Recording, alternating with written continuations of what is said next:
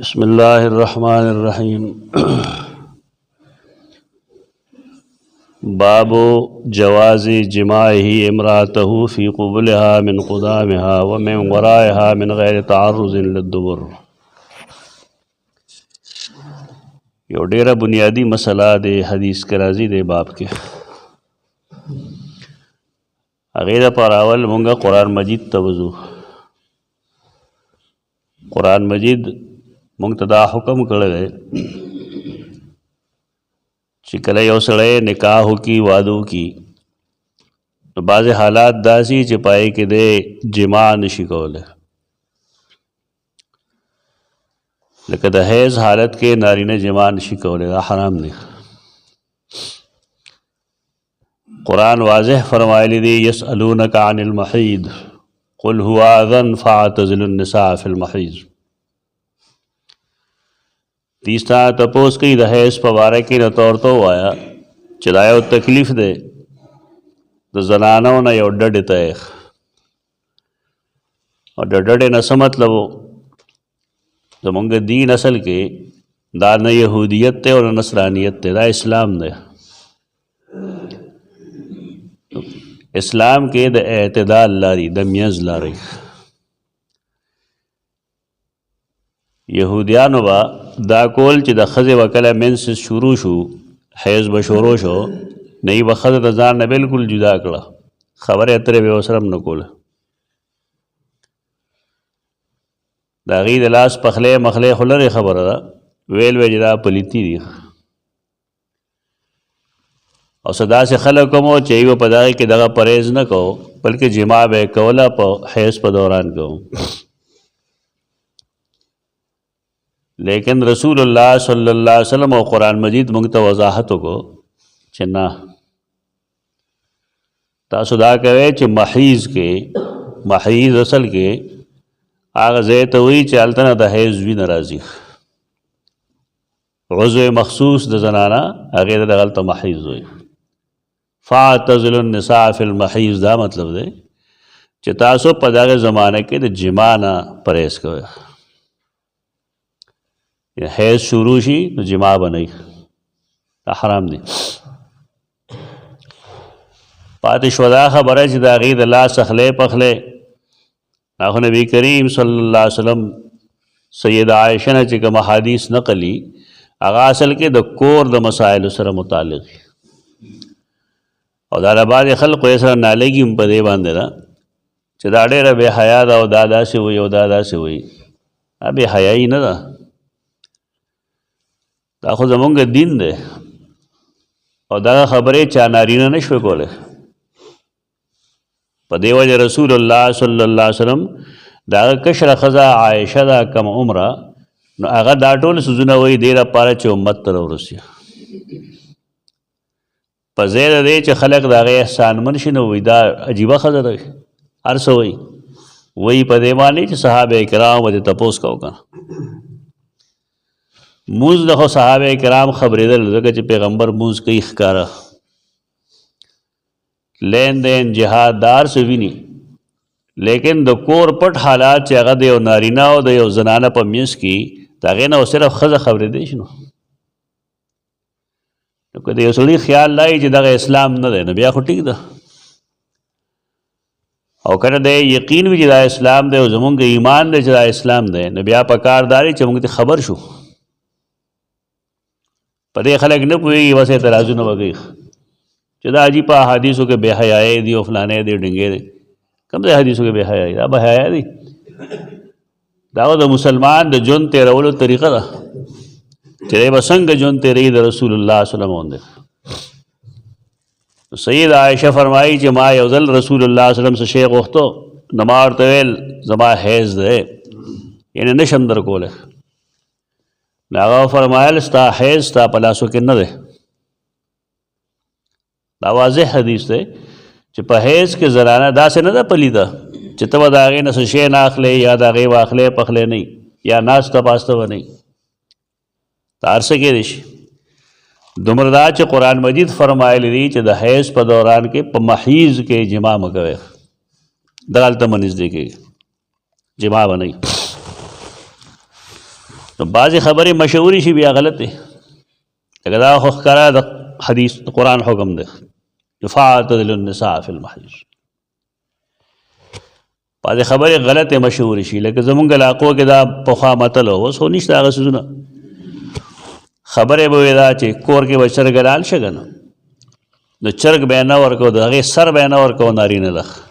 ویدې د خپل پلار سر خوري دا یو سوچ و چې که سړی چرګ وخوري او د چرګ سر وخوري که نه نو پلار به یې سر خوري پلار به یې مړ کېږي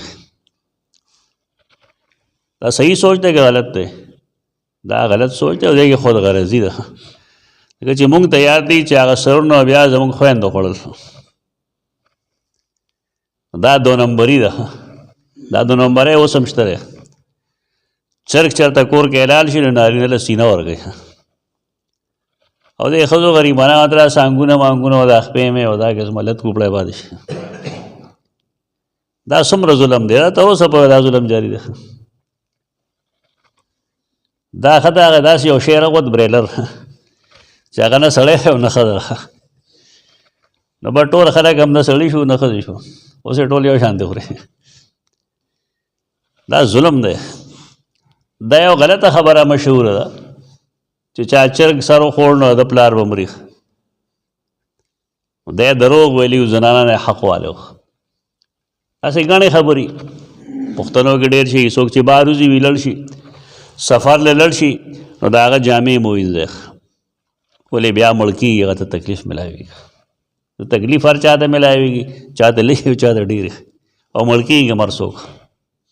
درې جامو سره تعلق نشته دا ستړی شوی به یې صفایۍ سوترایۍ سره لګي نه نو دا بانې ور لګوي د چا خیال لارې چې یاره په ولاړې باندې څوک سرمنګز کي کر یو بېوقوف سړی پیر دی نو هغه وایي چې څوک په ولاړې باندې سرمنګز کي دی به مقروض کېږي قرضداري کېږي دا دروغ اوس هم خلک ډېر شی وایي بې شمېره دروغ خو مصیبت دا چې د دین نوم یې وله ورکړی دا زموږ دین نه دی دا د خلکو ګپونه دی ته وایي څوک دا وایي چې ماښام کې کور نه دی جارو کول پکار بیا په کور جارو راځي یعنې غریبي راځي د صفایۍ دپاره خو ټایم نه دی مقرر یو ځای صفایۍ د شپې پاکولی شي د ورځې پاکولی شي د مولانا اشرف علي تانوي رحمت الله تعالی علیه یو کتاب دی هغې ته وایي اغلاط العوام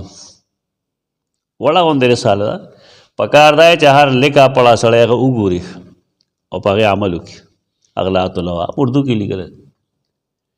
چې هغه خبرې چې د هغې دین سره څه تعلق نشته هسې خلقو د ځانه جوړې کړي دی بس پابندی پرې کوي نو دغه شان یو خبره یهودیانو جوړه کړې وه د حدیث چې مونږ کوم وایو د دې تعلق هغې سره دی او چونکې د منسز په دوران کې جما سره تعلق دی نو ځکه کتاب النکاح کې لیکلی دی قرآن مجید یو بله خبره مونږ ته کړې ده چې نساؤکم حرث لکم فاتو حرثکم انا شئتم ستاسو ښځې چې کوم دي ستاسو بیبیانې ښځې دا ستاسو پټي دي فاتو حرثکم نو راتلل کوئ خپلو پټو ته انا شئتم په کومه طریقه چې ستاسو خوښوي ستاسو پټی دی نو که په هره پوله ته وروړې نه وړی دی شي خو ځای به پټي ته د قرآن په تشبیح ځان پوهېږي چې ښځې ته یې پټی وویل نو پټي کې خلک فصل کوي که نه په پوله باندې فصل کوي فصل په پټي کې دن نه کوي چې کله ښځه پټی شو نو مطلب دا چې انسان به د هغې نه پیداوار اخلي پیداوار اولاد ته وایي دا تخم به کوم ځای اچوي په دې خو هر څوک پوهېږي پټي کې به اچوي یعنې د هغې چې کوم عضو مخصوص الله دې مقصد دپاره جوړ کړی دی نو جما به په هغه ځای کې بل ځای به نه دا د قرآن کمال دی څومره لوی مضمون یې په څومره اسانه باندې بیان کړی یو سړی چې هوښیاري ځان ته وایي نه د خپل پټي نه ډېر فصل اخلي که لږ فصل ته اخلي تاسو خو اکثر ذمېدار یې که نه تاسو یو پټی څه کال 15 منه وکړي یو شی او په روز کال یې 10 منه کړو نو څه کال تاسو خوشحاله یې که خفه بل کال به دې له سره ډېر ورکو، خصمانه به یې ښه کوو، دې لپاره چې پیداوار ډېر وکړي. او چې ښځه پټې شو نو د هغې نه به اولاد ګڼ پیدا کوي که لږ، بدلته یې کار خراب ده. دا خو پټی دی، دا خو کم عقل خلق دی چې هغه د پټي نه پیداوار کم اخلي. زمونږ د خلکو ذهن دا د مسلمانانو چې دوی به خوري د کم ځای نه، دا ډېره لویه بېوقوفتیا ده او د الله رب العزت په قدرتونو باندې شک دی. الله چې څوک پیدا کوي نو هغه له رزق د مخکې نه مقرر کړي، په ارام کښېنه. چې څوک پیدا کوي نو هغه به کېږي. دا به رسو د عزل مسله کې راځي دی کې، یعنې چې څوک الله پیدا کوي د هغه رزق د هغه نه مخکې مقرر دی. انسان لا د مور په خېټه کې چې الله دا فیصله کړي چې دی به د کم ځای نه خوري، دا جدا نالایقتیا ده بیا چې خلک لاس خپې نه وایي، ځان له مسله ده. محنت جدا خبره او تقدیر جدا خبره ده. دغه فیصله الله د مخې نه کړي. البته انسان به د هغې لپاره محنت کوي، لاس خپې به وایي، ټاټکۍ به چلوي، مزدوري به کوي، دکانداري به کوي، کلي کې دن نه به وي، کلي کې بار به وي، ملک نه بار به وي. دا ټول محنتونه دي. سهار به ځي، مازدیګر به راځي، کله به هفته کې یو ځل راځي، کله به میاشت کې یو ځل راځي. دا محنتونه دي. خو دا ډېره غلطه خبره ده چې د انسان دی د الله په قدرت باندې اعتراض راشي. یو سړی په فصل کې یو دانه هم بې ځایه نه غورځوي، پټي کې غورځوي، نو دی ولې د خپل پټي نه چې هغه ښځه ده د هغې نه پیداوار ولې نه اوچتوي؟ دا جدا خبره ده چې یو زنانه بیمار ده، متحمل نه ده د اولاد د پیدا کولو، هغې دپاره بیا مسایل جدایي، کمزورې ده بالفرض، نور اولاد نشي راوړی. نو دا فیصله به ته نه کوې که نه، دا به پوهې سړی کوي. پوهې سړي ته ډاکټر وایي، خو هغه ډاکټر چې زر خرید نه وي. موږ سره په دغه لاره هم روانې کېږي. ډېر داسې ډاکټران شته دی چې هغه قادیانان دي، عیسایان دي، هغوی د مسلمان نسل ډېرېدو ته نه پرېږدي. هغوی بانې داسې کوي چې د زنانه د ولادت په وخت کې د هغې رحم د هغې نه کټ کړي، ځان ته بېغمه کړي. زموږ یو دوست دلته پاتې کېدو، د هغه کور والا ته تکلیف و، نو ما ته یې ویل چې دا مردان کې فلانی له بوځم. نو ما ورته چې ما خو دا اورېدلي دي د پوهې خلقو نه چې دا قادیانی ده، او چې کوم مسلمان دغلته کې ځي نه د دې نه رحم کټ کوي، بچهداني ته کټ کوي، په چل بل باندې کله وي داسخانه، کله وي رسولی ده بګې سپګې نه. دا زرخرید ډېر خلق دی. بین الاقوامي طور یهودیان زموږ ډاکټرانو سره دا لوبې کوي. هغه ته ساده غوندې ښکاره شوم، ما ته هسې ګپ لګی، ته څه نه خبرې؟ مې ته ټیک ده. چې راغی یو کال شو، 2 کال شو، 3 کال شو، نو ما یې تپوس وکړ، مې صاحب څنګه چل دی؟ په ژړا شو. مې ولې وي ستا خبره ټیک وه؟ نو ما ورته ما ته خلقو ویلي دي، ډېرو خلقو. اوس خو قادیانی دغلته نشته دی، خو دې ته سوچ وکړې چې کوم ډیلیوري کېږي که نه په اپریشن کوي دا ظالمان. ولې د الله رب العزت د انسان دومره کمزوري وجود جوړ کړی. دا د پیسو دپاره ټولې معاملې دي. کم کوز کیسونه به یې چې که دې ضرورت پېښېږي، ډېر کم. زما په خیال په سلو کې به 3-4 او که ډېر شوي اوس نو د هغې وجه دا خوراکونه دي، دا کوم اغلم بغلم چې خلک خوري که نه، دا د دې وجه وي. ورنه الله چې کوم څیز جوړ کړی ډېر مضبوط یې جوړ کړی. بهرکیف د دې باره کې د یهودیانو خیال دا و چې که یو سړی یو بني آدم، اوس قرآن خو اجازت ورکړی دی که نه چې انا شئتم، ستا خوښه ده که ته جما په ولاړې کوې که په ملاسته کوې، که د یو طرف نه کوې او که د بل طرف نه کوې، خو ځای به دغه یوي. فاتو حرثکم، ځای به یوي، نور کیفیت ستا خپل. ناغي دا ویل یهودیانو دا خبره مشهوره کړې وه چې که یو بني آدم خپلې ښځې سره د شا د طرف نه ملو شي کار په مخ کې ځای کې وکړي لیکن طرف یې شا استعمال کړي ولاړ د شا د غاړه دی ناغي به ویل چې ماشوم پیدا شي ماشوم به کوم ځای نه پیدا شي حدیث کی پوره تفصیل چې یو خلک خان دی ماشوم به پیدا کېږي د مخ کې غاړه نه هغې به کار هم مخکې غاړه کې کوو خدای مشوره کړې وه چې که د شا د غاړې مخکې غاړه استعمال کړه نو چې کوم ماشوم راځي نا به احولي سترګې به کږي دا یو غلطه خبره مشهوره دا دومره غلطه وه چې الله رب العزت د دې په وضاحت کې آیت کریمه راولېږه خلکو دا ګپ لګي دین ورته ګپ لګي دی وجه کې دا یو ګپ دی الله او دغه رسول زمونږ دغه معامله مونږ ته نه پرېښي چې ستا خپله خوښه ده نه ځای به دغه یوي نور کیفیت ستا خپل دی څنګه چې کوې نو کوه ځان له مسله ده لیکن ځای به دغه یوي جابر رضی الله عنه فرمایي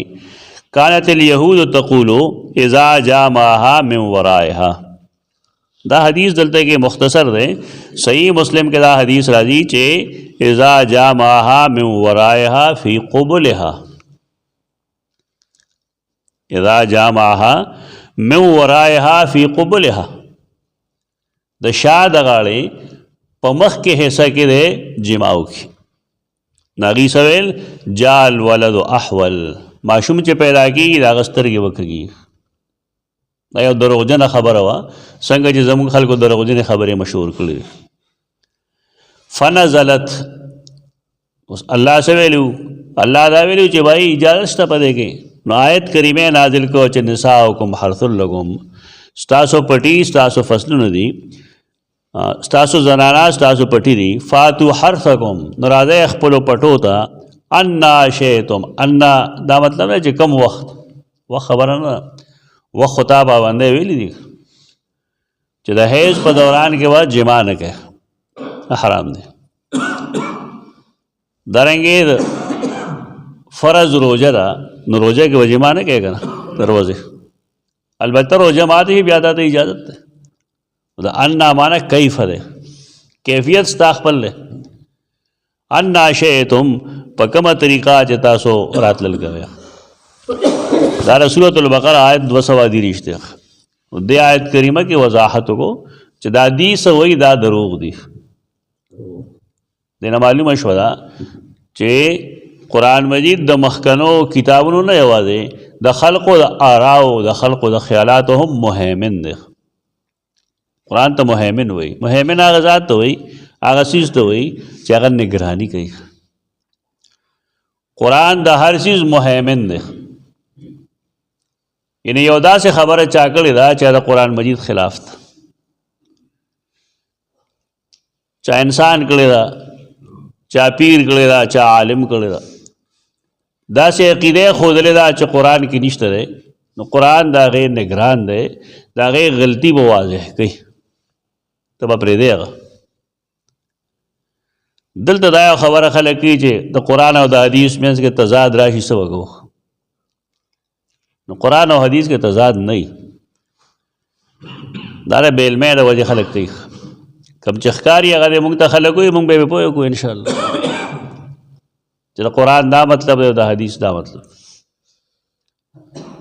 د هغې وجه دا ده چې مسلمانان د مخکې نه سلف صالحین د زمانې نه هغې قرآن مجید وحی ګڼي مسلمانان وحی دوه قسمه ګڼي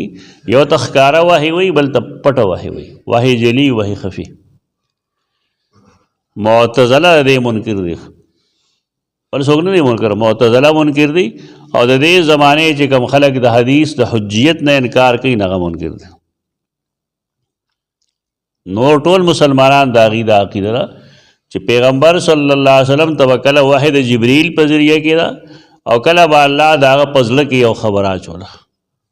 دغه وحی وه دې کې ځان له بیا یو تقسیم دی هغه تقسیم علما پای پوهېږي عوام پای باندې نه پوهېږي نو بهرکیف قرآن مهیمن دی او هغه د مخکنو کتابونو د آراو د عقایدو د خلکو د خبرو دا غي جانچ کوي صحیح ته صحیح وي غلط ته غلط وي د حدیث کې او د آیت کې هم موږ ته وښودل چې د یهودو دا مفروضه ده دا د هغې یو مفروضه ده ځان یې جوړه کړې ده نور الله په دې څه پابندي نه لګولې صرف دی ویلي چې څه خاص حالات دي چې په هغې کې تاسو جما ونه کوئ اقول قولي هذا استغفر الله لكم.